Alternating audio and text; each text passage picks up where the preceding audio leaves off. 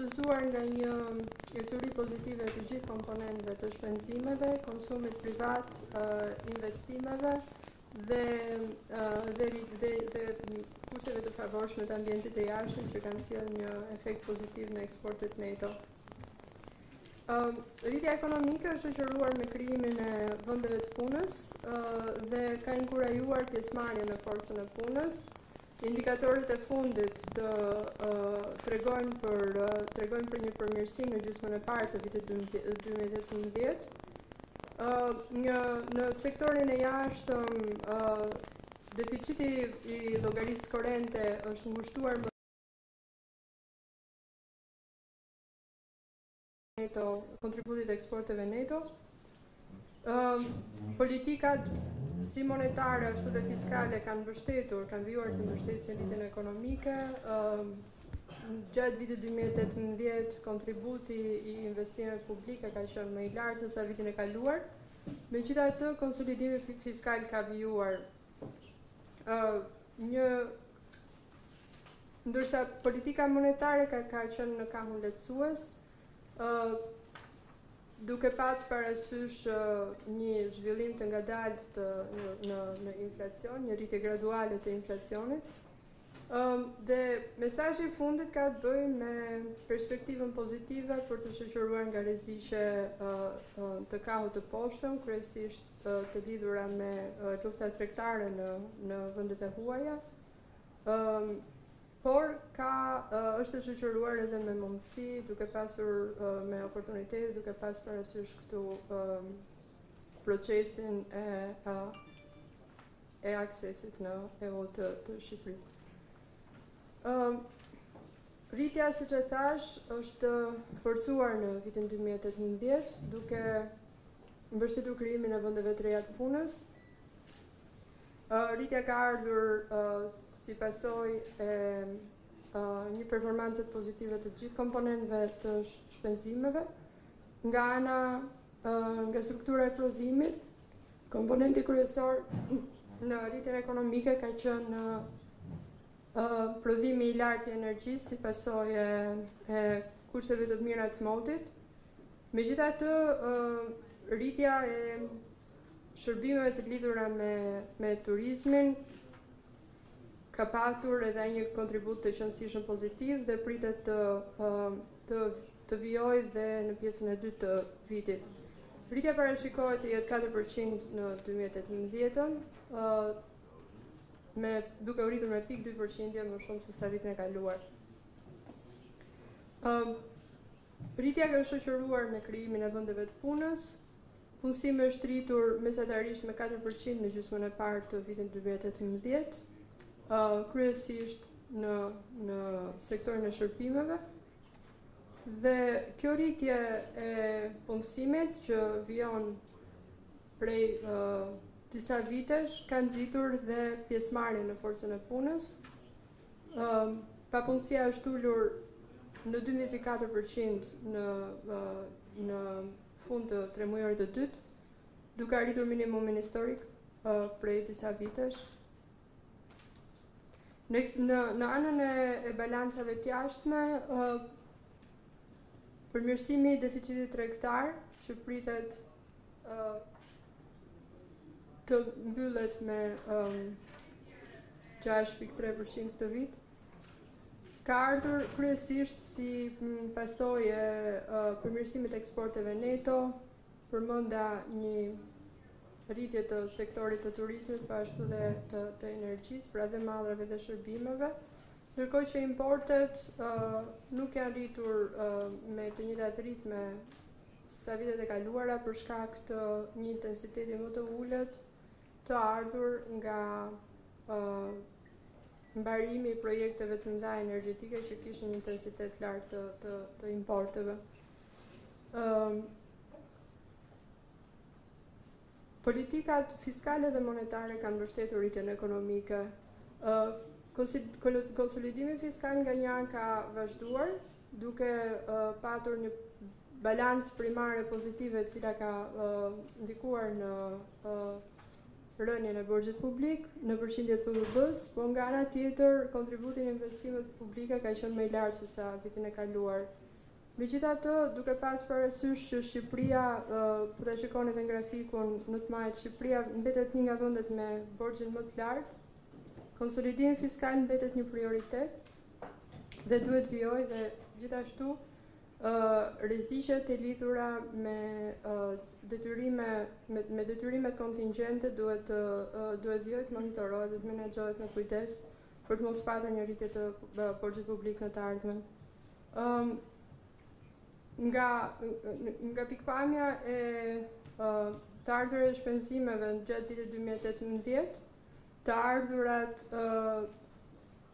projektohen të jenë në 28% të prodhimit brendshëm bruto, duke lënë më shumë hapësirë për rritjen e shpenzimeve publike,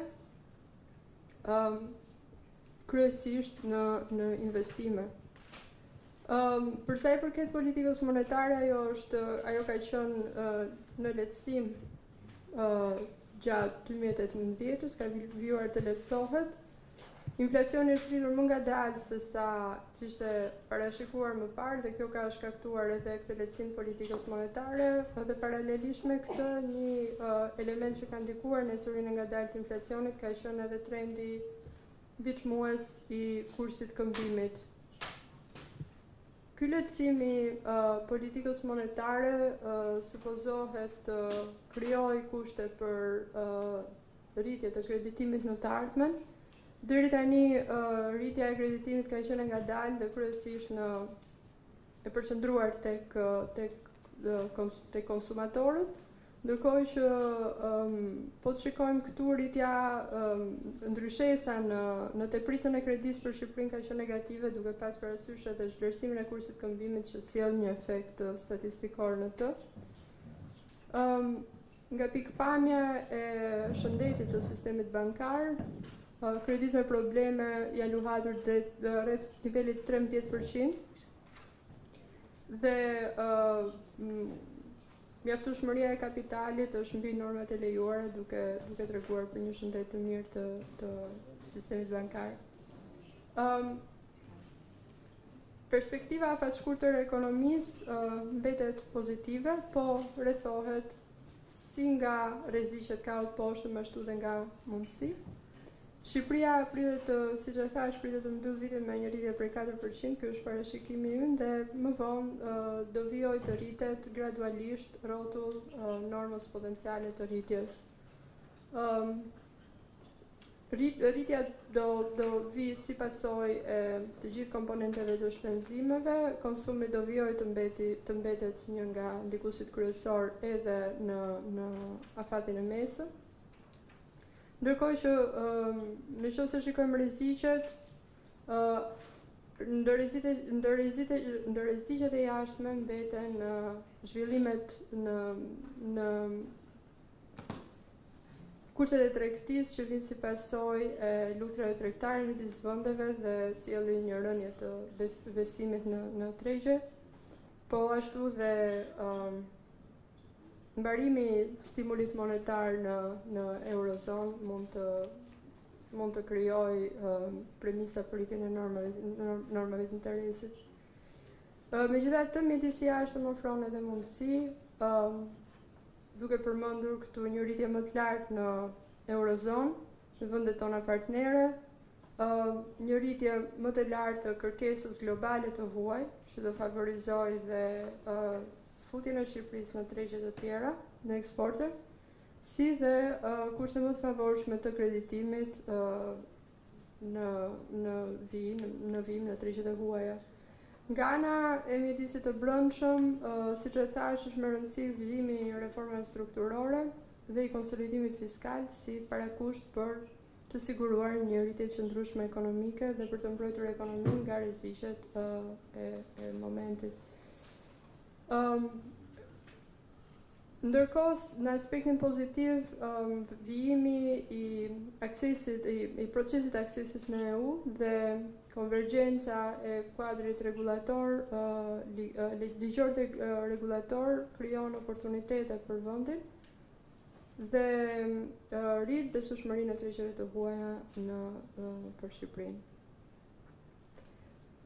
Për ta mbyllur, disa nga mesazhet kryesore prapë i përsërisim. Konsolidimi fiskal dhe vijimi i politikave që çojnë sinkrahun e të ardhurës, sinkrahun e shpenzimeve që çojnë drejt konsolidimit fiskal e gjatë duhet mbetet një prioritet pasi është parakush për rritjen ekonomike. Duke qenë se gjithsesi Shqipëria krahasuar me vendet e tjera nuk është se ka një proporcion të lartë të shpenzimeve publike ndaj GDP-s, duhet shikohet edhe racionalizimi më i mirë i shpenzimeve publike, rritja e eficiencës, përdorimi korrekt i oportuniteteve që ofrohen nga instrumente të tjera siç janë koncesionet, partneriteti publik-privat, duke monitoruar me shumë kujdes rreziqet që mund të lindin nga to, dhe duke i vënë ato sa më afër kuadrit rregullator të investimeve publike. Mesazhi tjetër ka të bëjë me ndjekjen e reformave të tjera që do përmirësojnë kapitalin human, kapitalin fizik të vendit, të reduktojnë barierat në pjesëmarrjen e forcës punës, si dhe të rrisin konkurreshmërinë e tregut. Këto ishin mesazhet kryesore. Në qoftë se keni pyetje, jemi këtu.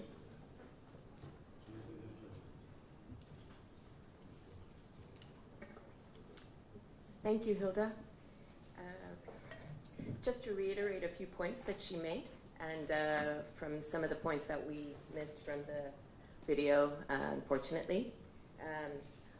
We estimate that in 2018, the growth in the Western Balkans will be approximately 3.5%. And this is higher than we originally estimated, and it's higher than we had last year. In Albania, as Hilda mentioned, we estimate that growth will be at 4%, creating more jobs, reducing poverty, and also the work that done on reforms will help reduce the fiscal deficit, and we expect that public debt will also decline. The economic growth outlook is remaining positive in this year and the coming years, but for sustained growth, there are a number of reforms that the government will have to keep implementing and accelerating in the coming years, and we hope to work with them in partnership to sustain these reforms. I will now open it up for questions and look forward to hearing what you have to say.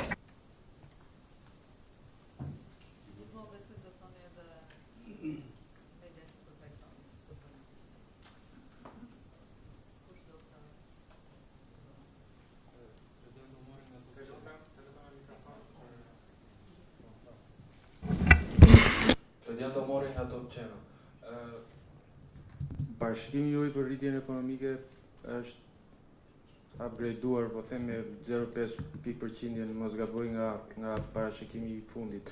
Çfarë ka ndryshuar në model, domethënë cili është shkaku? Pyetja e parë. Pyetja e dytë, dy ditë më parë qeveria doli në tregjet financiare përmes emetimit të një eurobondi nga ku mori 500 milionë euro UA. A keni një koment, mendoni se ishte një operacion i suksesshëm duke pasur parasysh edhe treguesit, normën e interesit dhe emetimin e tij? Faleminderit.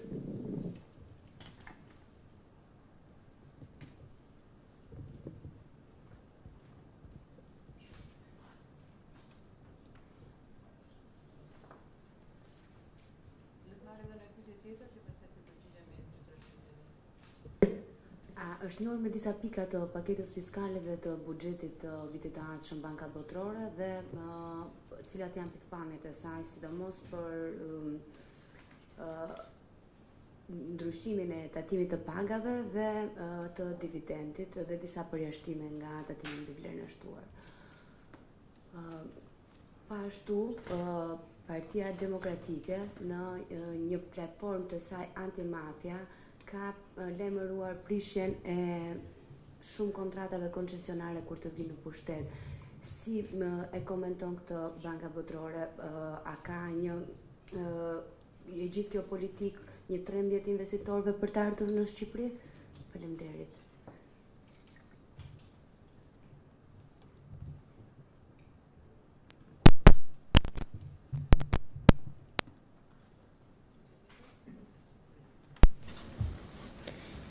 Okej, atëherë për pyetjen e zotit Omori, parashikimi është rritur me 0.4% nga parashikimi kaluar. Kjo ka ardhur si pasojë e zhvillimeve të sektorit energjisë, që kanë patur gati gjysmën e kontributit në rritjen ekonomike për 6 mujorin e parë të vitit. Për pjesën e tjetër të vitit, ne presim që rritja të vazhdoj pak a shumë në të njëjtat ritme që në të njëjtën trajektore që ne patëm parashikuar, dhe ky upgrade ka ardhur si pasojë e kësaj goditje pozitive që u shpjegova. Pyetja tjetër kishte të bënte me bondin, me emetimin e eurobondit. Emetimi këtij eurobondi ne shikojmë që shkon në të njëjtën linjë me strategjinë e zgjatjes maturitetit të borxhit dhe uljen e normës interesit që ne paguajmë total për borxhin publik.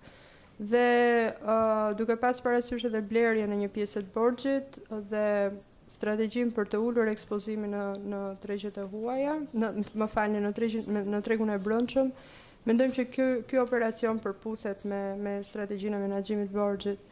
Nga ana tjetër, pjesëmarrja në tregjet e huaja ekspozon vendin ndaj disiplinës së tregut dhe fakti që Shqipëria emetoi eurobondin me një normë më të ulët se sa disa vite më parë, tregon se tregjet kanë shfaqur një konfidencë në reformat dhe në ecurim pozitive të ekonomisë deri tani.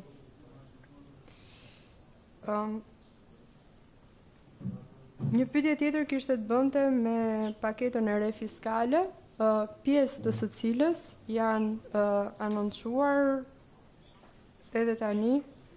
Ne jemi ende duke vlerësuar se çfarë ndikimi do ketë kjo paketë fiskale.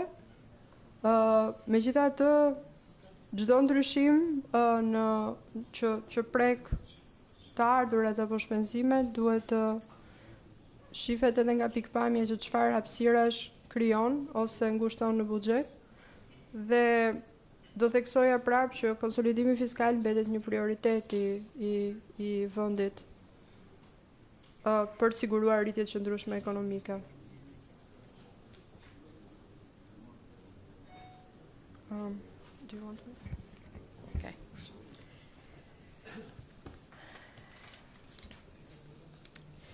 On the last question. Për këtë pyetje në fundit, Shqipëria ka ndërmarrë një sër reformash gjatë viteve të fundit për të përmirësuar mjedisin e biznesit. Është po kështu dhe reforma gjyqësore që është duke u zhvilluar që ka rëndësi shumë të madhe për të nxitur investimet në vend. Ka nevojë për reforma të mëtejshme për të krijuar një mjedis më të mirë për investimet vendase, por edhe për investimet e huaja të ndërpërterita. Është shumë e rëndësishme që kur të bëhen investime të ketë një ndjesi transparence në prokurimin publik që të mundsohet konkurencë dhe të ketë akte ligjore dhe nënligjore që të jenë në përputhje me jetën dhe konsekuencë dhe një regjim tatimor që të nxjisë pikërisht transparencë të investimit. Duhet parë edhe ana e uljes së korrupsionit. Korrupsioni është e përhapur, shikohet që korrupsioni del gjithmonë si shqetësim apo si problem në anketa dhe vërtetime të ndryshme si faktor pengues për investimin. Po si mund të marrë zgjidhje kjo? Përmes rritjes së transparencës, përmes bërjes së ligjeve që të janë të thjeshta, apo akteve nënligjore që janë të thjeshta, të thjeshtuara për investitorët që ata të kenë besim tek sistemi. Hilda përmendi për shembull eurobondin. Eurobondin në fundit tregon besim nga ana e tregjeve. Ky është hap i mirë.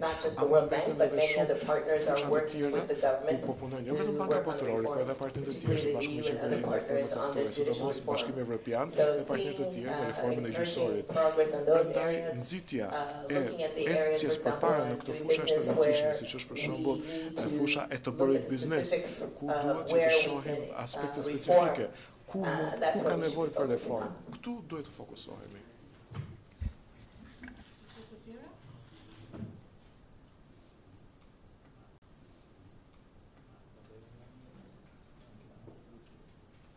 Erblina nga Ora News, jemi në fund të ose më saktë në përfundim të dy projekteve madhore për sa i përket investimeve.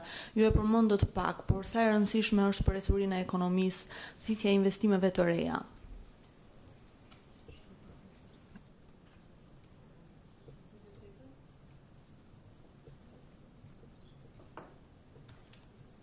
Një pyetje nëse mundem. Po themi 2 vitet e fundit sektori financiar është po i nënshtrohet ndryshimeve strukturore të rëndësishme që kanë të bëjnë kryesisht me largimin e disa bankave me origjinë nga vendet e Bashkimit Evropian dhe zvendësimin e tyre kryesisht me bankat kapitalit vendas. Si e shikoni këtë ndryshim dhe mendoni se kjo sjell riskje shtesë për sektorin financiar dhe ekonominë? Faleminderit.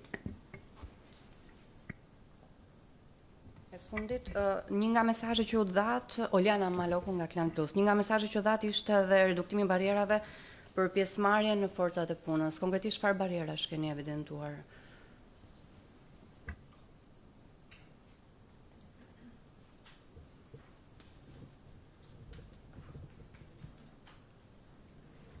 Mirilda Tili nga Fax News. Ditët e fundit po komentohet largimi i Deutsche Telekom nga Shqipëria dhe zvendësimi i saj ose më saktë blerja nga Serbia Telekom. Si e gjykoni ju këtë, le të themi, këtë zhvendosje të aksionerëve dhe a e rrezikon kjo, le të themi, këtë investim strategjik, sektor strategjik, dhënien nga një kompani tjetër tek një kompani serbe? Sabina nga Gazeta Si. Unë jam e interesuar të di në lidhje me skemën e ndihmës ekonomike, sepse juve keni bashkëpunuar me qeverinë shqiptare për skemën aktuale, megjithatë ka shfaqur probleme duke u larguar nga skema një numër i madh familjesh. A do të ndërhyeni sërish kur si, a ka një faturë financiare për këtë projekt?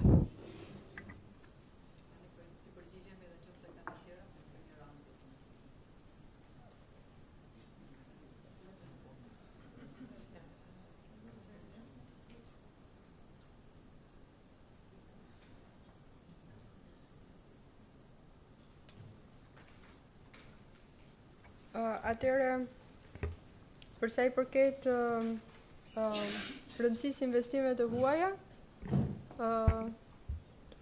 patjetër që investimet e huaja janë të rëndësishme për rritjen e ekonomisë, jo vetëm sepse ato sigurojnë një kapital të rëndësishëm që komplementon kapitalin vendas, po se edhe me investimet e huaja rriten dhe mundësitë e